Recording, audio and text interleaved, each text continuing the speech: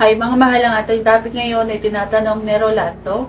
Ang tanong niya ay, Ma'am Aika, saan parte ka ba masarap magdala sa kama? So yun ating pag-uusapan for today's video. Interesado ka bang malaman kung ano ang sagot? Please keep on watching. Pero bago yan, kung bago ka pa lang sa akin channel, please consider to like this video and subscribe my channel.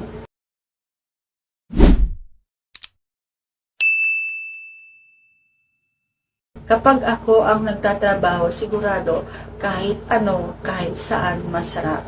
Masarap akong nababaw, masarap akong kumain, masarap ako kahit nasa ilalim ako, at masarap ako kahit nakaupo ako, o nakatalikod ako, o nakatagilid ako. Masarap. So, alam nga namang sabihin ko hindi ako masarap. Paano ko kayo natuturuan? Kahit nga magkakwentuhan nga lang tayo, kahit nanonood lamang kayo, ay napapaano kayo, 'di ba? So, kahit na tinitingnan nyo lang ako at naiisip ninyo yung mga ginagawa ko, nasasabi nyo, ang sarap, 'di ba? So, ganon. Kasi, alam ko yung magpapasarap sa palakpakan. Alam ko yung dapat gawin. Alam ko kung paano laruin yung tea. Alam ko kung paano laruin ang dila ko yung tea. Alam ko kung paano laruin ang aking bulaklak yung tea.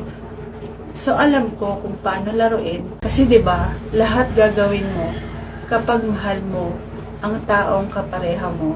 Pero kung halimbawa ang kapalakpakan mo ay hindi mo mahal, siguro hindi mo magagawa yung trabaho na parang wala ng bukas. Kasi gusto ko kasi kapag halimbawa nagpapalakpakan, yung trabaho na parang wala ng bukas, yung sasairin ko kahit huling patak. Ganun ako eh. So, kung ang gusto ninyong malaman kung paano ako magdala, so yun na yun. Lahat kaya kong gawin. Kahit na patamling-tamling. So, sana gusto mo mga kasagot. And if you like this video, please consider to like this video and subscribe my channel. Thank you for watching. See you on my next vlog.